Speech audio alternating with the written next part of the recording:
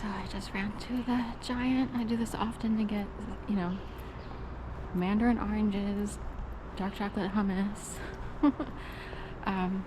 and yogurt are the key things that I needed. I wanted to get maybe an avocado for avocado toast, but they didn't look that great and they're expensive.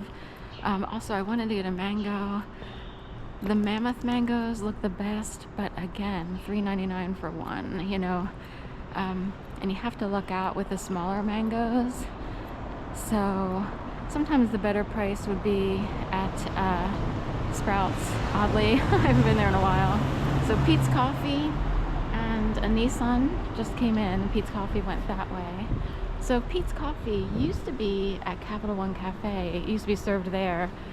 Capital One Cafe happens to be in the same building where I live. It's at the bottom. It takes up the first 2 floors, or consumes the first 2 floors, except for the lobby of the Latham. And then residents of the Latham live from floor 3 through 14.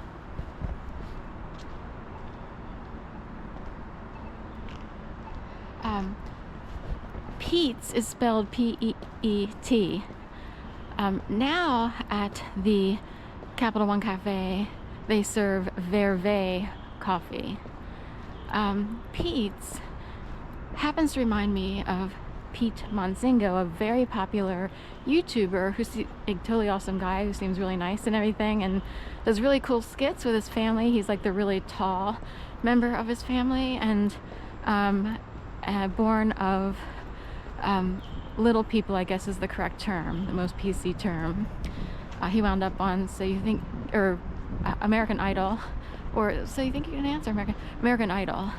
And kind of, you know, he wound up on the main television show, not just the auditions, I guess.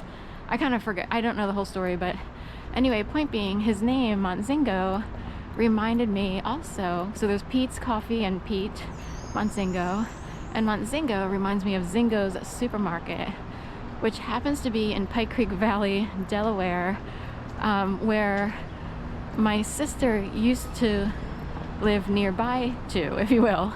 It was nearby to a place where my sister was living temporarily. She didn't know how long she would be there, but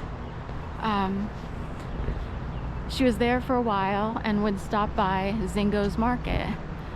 And I wound up living above Peet's Coffee. And there's this, you know, super popular guy who seems to know a lot about show business and stuff like that, and he's Peet Montzingo. So it kind of bothered me a little bit, because it's like, what does it mean? It's more about, what is it? And is it a problem? So, like, what if all kinds of people, including that guy, are entangled in a matrix, and maybe, like, that guy has no clue that he might know that there's Peet's Coffee, he doesn't know there's a Montzingo supermarket in Delaware. So unless similar families use certain names, like, you know, just like there's the Brennans or the Coles, or it could be in that realm. But anyway, point being, that guy has no clue who I am, you know, as a person. And so that would be the notion. It's more like, because of what I experienced, I was concerned that there was a matrix in place, and most of us want to feel a little bit in control of our lives and destiny.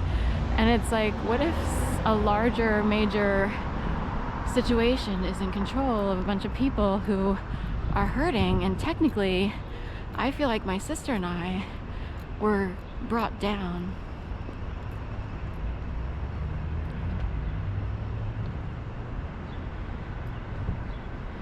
So I was told to walk this way for a second.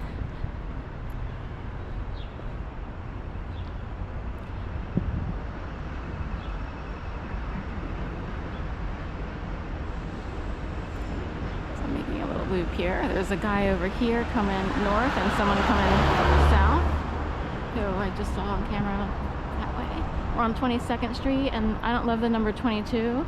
22 is a major thoroughfare, you know, for a city. So a lot of cars travel. A guy just came out of this market here at the southeast corner of Arch and 22nd. There's that person over there.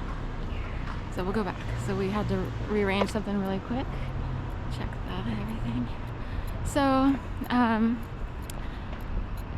anyway, again, what does it mean? Like, could you be in someone else's matrix? This, that, and the other. I feel like there was a divorce in our family. My sister and I's dad, like my dad, wound up leaving for another person who happened to live in the same development. It's kind of an icky situation that tried to get smoothed over by people who technically wanted to save face, I guess. More to the point is what happened to the biological daughters of my dad, whereas other people benefited greatly from my dad's ability to be in a very stable job and for it to continue for a long time and him doing well financially because of it. I'm saying, well, it was, pretty good considering the situation my sister and I are in and my mom. He did pretty good, So, and the issue is, how far down do you need to take people in order to feel good about yourselves? Those people who attacked us. Now, my sister had a totally different life path, so her situation can be hidden more, and you would want to blame, certain people. Like they want, say, my sister or I to take responsibility or whatever. In my case, it's harder to prove that kind of thing. It's more easily proven that I was attacked to death. In my sister's case, you could say there was a system in place to help bring her down. And, I say that with all due respect because she's hurting. And, and I have been too. I just seem a lot healthier and I was able to go to college and stuff like that. So, anyway, I'm told to say those times will end and we will be moving on with the correct path that we were, of our birthright. So everyone will have to put up with it, with the fact that we're still here. We're still queer. But it's the point being, we're still here. I think people tried to actually get us to the point of being just completely off the grid and killed. I swear to God, it was that bad. But we're still here. We're still breathing, and we will thrive. So there. That's what I wanted to say. Whatever Matrix tried to come in to try to keep, I guess, other people live by a different belief system. I just lived with a belief that everyone's trying to raise up as much as they can. Hopefully you can have the right type of training, schooling, whatever, education. Hopefully that yields, a better job than maybe what your mom had or even your dad, or what you could have had without those things, training or schooling or education. And then you hopefully, live a good life, and maybe you have dreams like, oh, maybe I could do this, that, and so forth and so on. Other people live with the idea that you're supposed to take others down in order for your people to go up. That is, and that's within, each group has those same dynamics. So what if the steps felt that way?